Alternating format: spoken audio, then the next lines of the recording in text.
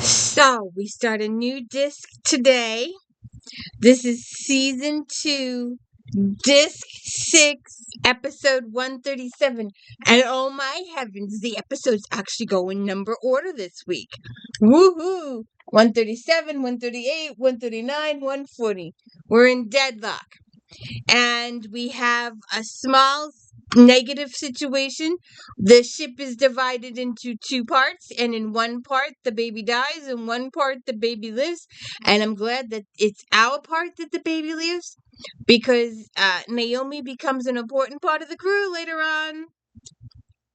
So, anyways, there is no captain's voiceover for this episode.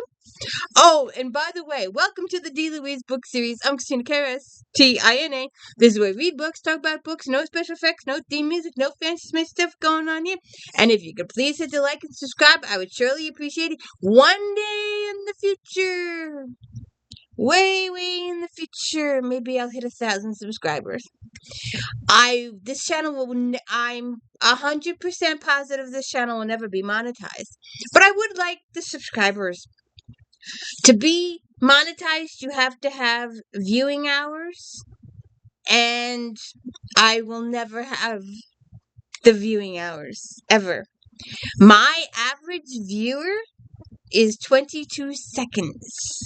So technically, I could say anything and do anything I want in a video, and no one would ever see it because no one ever watches my videos. I'm just talking to myself here. Hey, Selena, are you here? Sorry. All right, so we are on. Oh, shut up.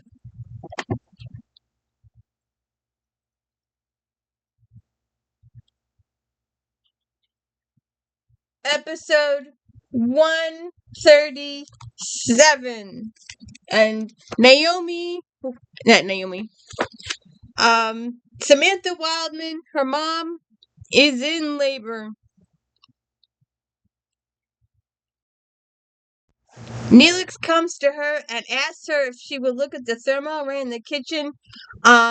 He asked Ensign Kim to fix it, and Ensign Kim has been too busy, and she's gonna look at it, and while she's looking at it, she goes into labor. So then we're in sickbay with Kes and the doctor helping Samantha.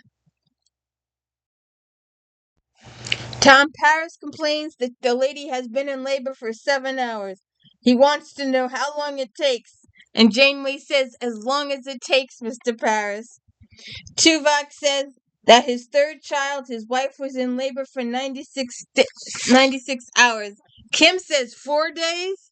I have learned that pregnancy and patience go hand in hand. Chakotay says, I didn't expect to be this nervous. It's not even my child. Janeway says, in a way, this child belongs to all of us. It's the first child born aboard Voyager. And I think it's the only one. No. The other ones are brought from that other planet in the future. I don't think there's any more children born except for B'Elanna's at the very, very end. But I don't know if there's no more. Naomi is the only one actually born on Voyager. Somebody tell me if I'm wrong.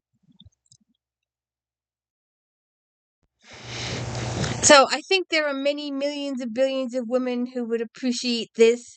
Something on this Voyager goes wrong, and he ends up just beaming the child out of her body and beaming it into an incubator.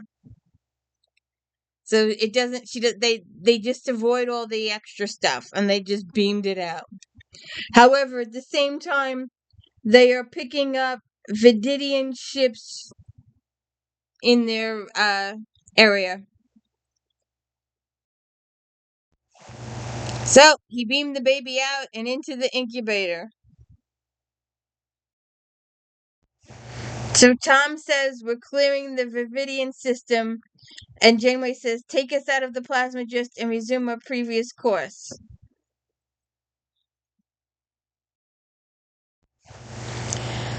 Janeway says, what was that? Kim says, we've hit some kind of subspace turbulence as we were coming out of the plasma drift. I can't tell. The power goes out. What was that? The warp engines just stalled. Janeway says, go to impulse. Paris says, impulse engines aren't responding. Maneuver thrusters are out too. Kim says, we're losing main power. Switching to backup. Janeway says, go to red alert. So, my biggest pet peeve, of course, is the fact that when people do dramatic acting, you need to be able to see them.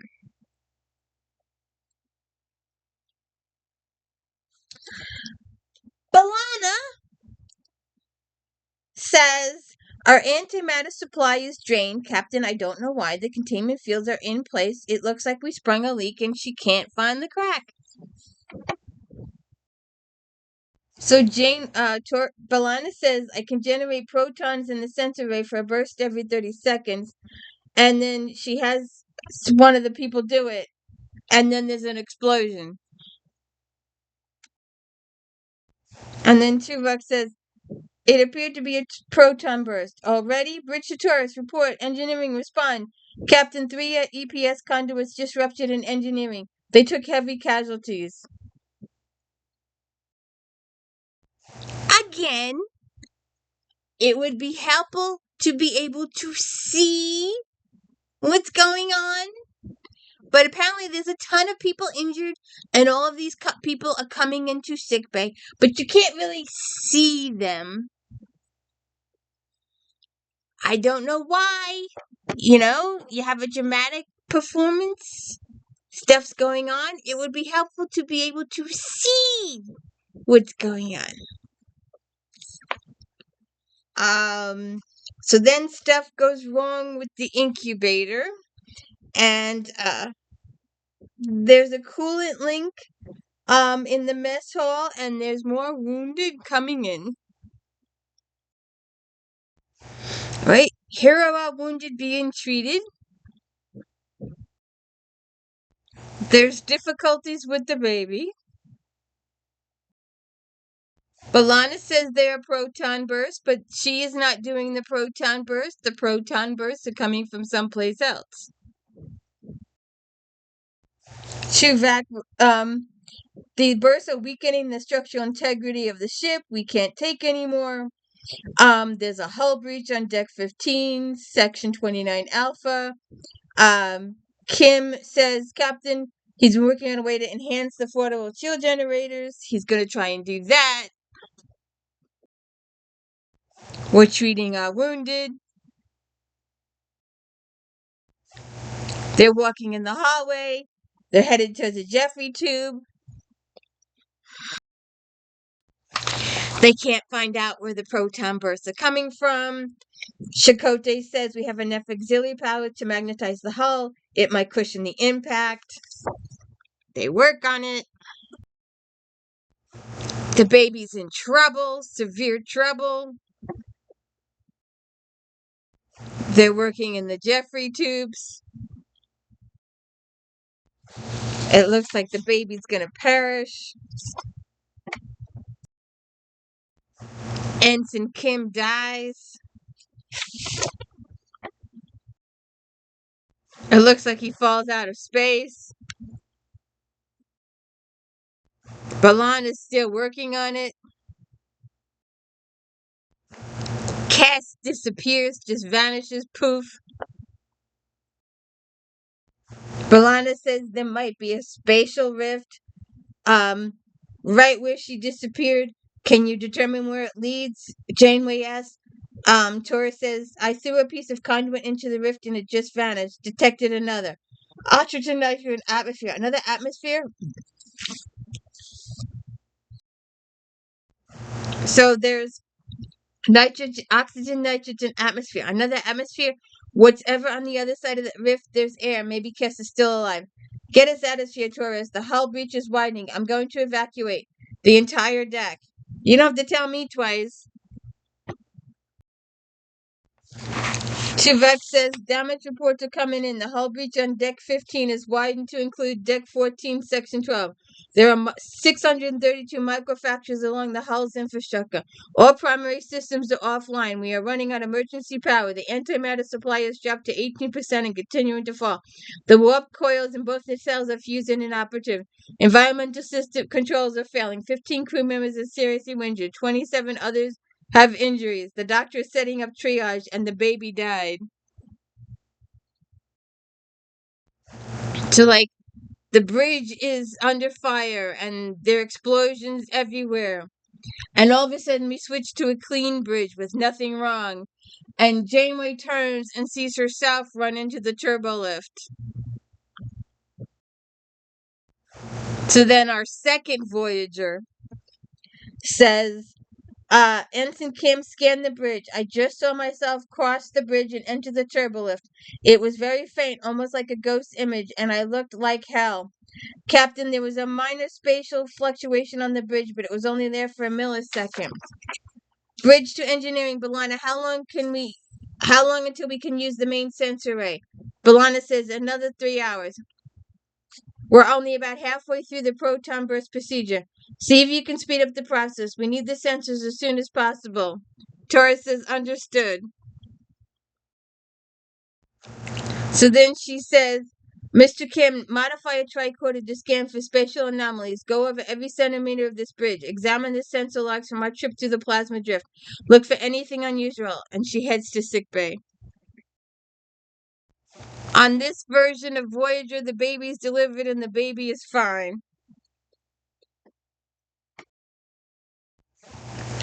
So Janeway, she goes in. She's in sick bay. She saw the baby, and Janeway says, "How's our other patient doing? She's still unconscious. I ran a microcellular scan. We're almost identical in every way. Almost.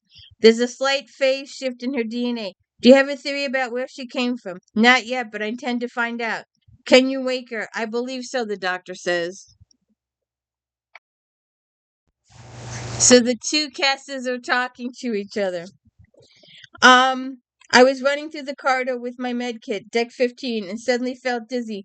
My vision started to blur. After that, I don't remember anything until you woke me up. You were found unconscious on Deck 15, holding a med kit. We also found this lying next to you. It's a piece of damaged conduit. Analysis shows it's from Voyager, Deck 15, Section 29 Alpha, bulkhead 052. But there's no damage to Deck 15 or anywhere. There was massive damage to Deck 15. The evidence would suggest that you've come from a different ship, a different Voyager. We did a spatial rift on Deck 15. It is possible that somehow connects to this other Voyager. You're right. Where is the other ship? A parallel universe? Another dimension? Another point in time, the doctor says? I'm not sure. Almost everything about Voyager Kess described is identical to ours. We had similar experiences, similar personal histories. We've both entered a plasma cloud to avoid the Vididians. Both of our engines stalled as we left the cloud, which caused both of our antimatter supplies to drain. And then we both decided to keep our engines running by emitting proton bursts. After that, our experience diverged. We started emitting the protest bursts. They didn't. Our ship was being damaged by proton bursts. We couldn't figure out where they were coming from. That's more than a coincidence. Janeway to engineering, I want you to stop the proton burst immediately. But if we stop now, B'Elanna says, the power levels will drop. I'll explain it later, Lieutenant. Just stop the proton burst. So they're all on the second Voyager. And Chakotay says, we analyzed the sensor logs from our trip through the plasma cloud. We couldn't find anything unusual until we ran a quantum level analysis. Remember that subspace turbulence we hit before we left the cloud? Yes. Well, watch what happens. And they watch it. Let's see if they show anything. He shows that the ship divides into two ships. So Kim says, as strange as it sounds, Captain, according to these readings, another voyage is right here, right now, occupying the same space we are. Quantum theorists at Kent State University ran an experiment in which a single particle of matter was duplicated using a divergence of subspace fields, a spatial scission. Chakotay says, if the same forces are at work here inside the plasma cloud, they may have duplicated every particle of matter on Voyager. matter, but not antimatter. Captain, in the Kent State experiment, they were able to duplicate normal matter, but when they tried to duplicate antimatter particles, the experiment failed. So the antimatter on the ships wasn't duplicated. Both engines have been trying to draw power from a single source of antimatter, like Siamese twins linked at the chest with only one heart. So what do? I don't know, but whatever it is, we're going to have to coordinate with the other ship, work on a way to communicate with them. The only link we know of is on Deck 15, the spatial rift. We're going to need a way to send Kess back through safely. We could rig a portable phase discriminator. It might protect you from spatial transition, and they work on it. So then we're back in sick bay, checking out the child, making sure she's okay.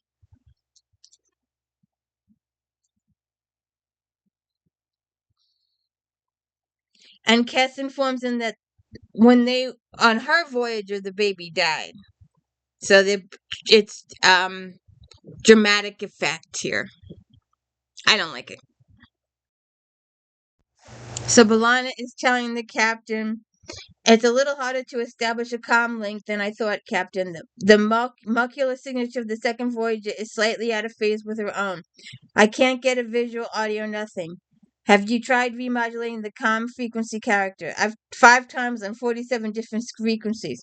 There has to be a way, she says. Maybe we could match phase variants. Would that allow us to connect? We can try it, B'Elanna says. So then we're on the damaged Voyager, and we're in engineering. It has become the new bridge. And B'Elanna says, they're trying to get, someone is trying to contact them. It's got a Federation signature, and they're trying to calibrate it to match it. So then she finally breaks through. Captain, this is an illusion. What you are seeing is real, but it's going to take some explaining. And she explains to Janeway what's going on. So then the other Janeway is telling her crew on the damaged ship what the other captain said. Could this be subterfuge? Tuvok says. That woman, whoever she was, very specific knowledge of what was going on here. The damage from the proton burst, West baby, Kess disappearing.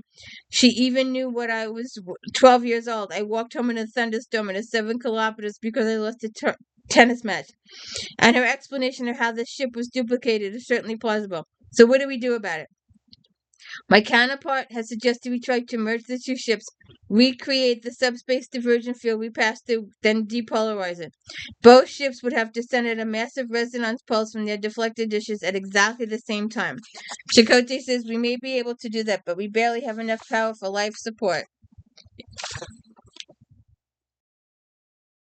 So they give it a try, stuff goes wrong, and it doesn't work. So now they have to think of something else. What went wrong? I'm not sure. I think the plasma flow became too turbulent. The divergent fields were so chaotic we couldn't complete the merging. We lost the comm link as well. Captain, the antimatter leak, it's becoming a hemorrhage. If we don't start, the proton burst will completely be drained in 30 minutes. The lives of both crews are at stake here. I can't make a unilateral decision that might affect the other ship. And they talk about the spatial rift.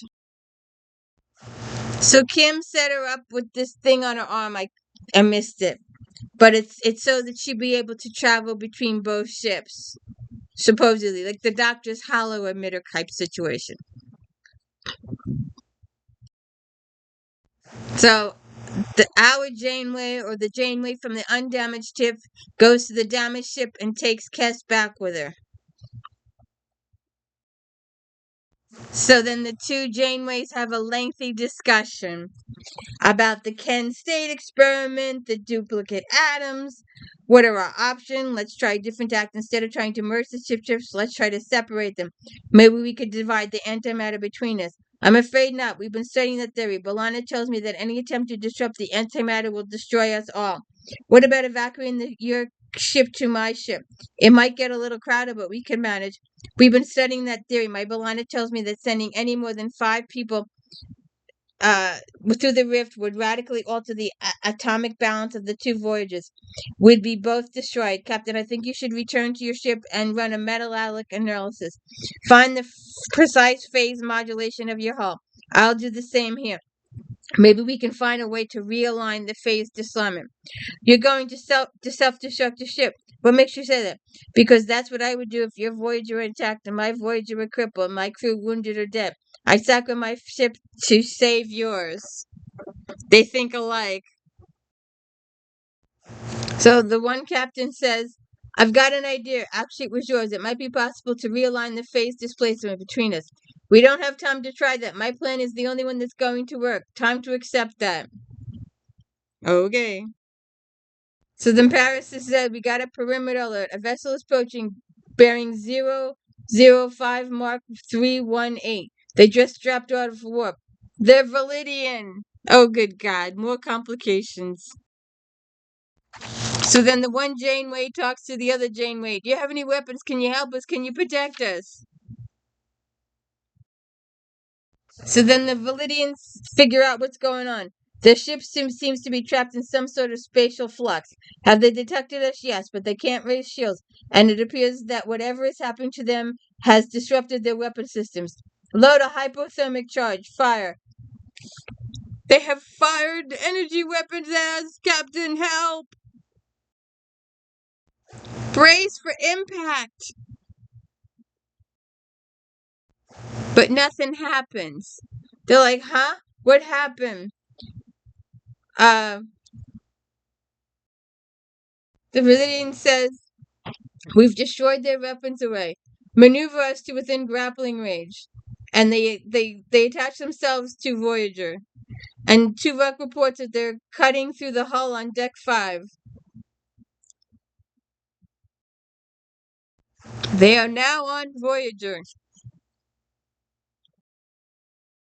There was a laser fight and we lose. The Validians help themselves. You can't see it, but he's got a thing at the guy. The next person they go after is Paris. The doctor says he's put a force field around sickbay. They've got everything below deck 5. I don't know how much longer we can keep them away from the bridge. Mr. Kim, how many Validians are on the ship? 347 and more are boarding. We're outnumbered 2-1. We've got an incoming subspace signal. It's from the other Voyager. They must have reestablished a comlink. Captain, this comlink might not last much longer. What's happening over there? We've been boarded by the Vididians. They are taking over the ship. No, we don't think they detected our ship, Captain. We have security detachment across the spatial rift and board your ship within 5 minutes. No, if we do that, the Validians might be aware of your Voyager. They could put both at risk. We can't just stand by and let you be killed. I'm not allowed to let that happen. I'll destroy the ship first, she says.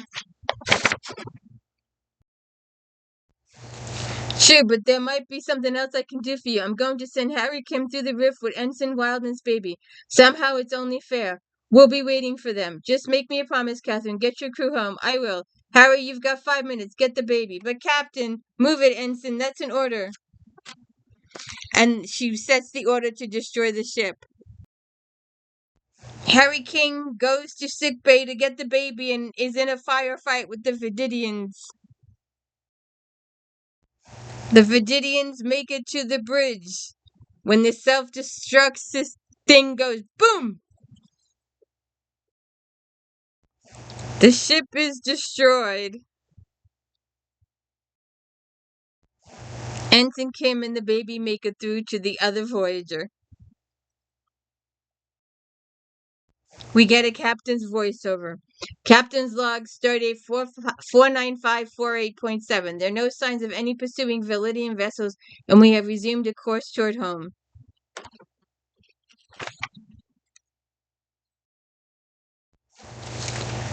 Repair efforts are underway, Tuvok says. B'Elanna estimates we'll be able to return to the bridge within 3 days.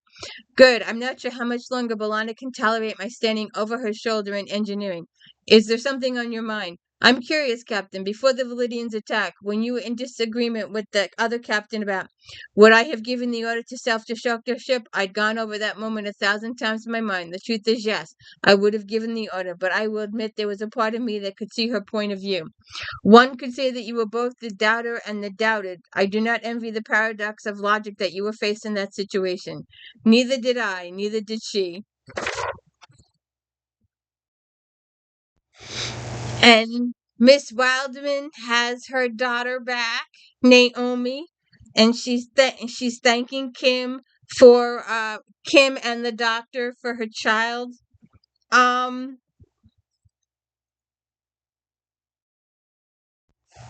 and the doctor asked Kim if the doctor had a name on the other, and he's like, nope, nope, nope, nope.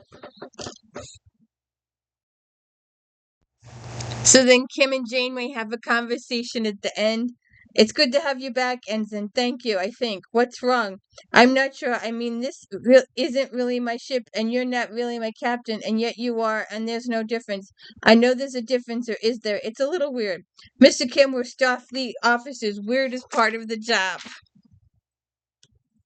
So that wasn't so bad. It was better than having a traitor and Tom Paris. I hated all that stuff.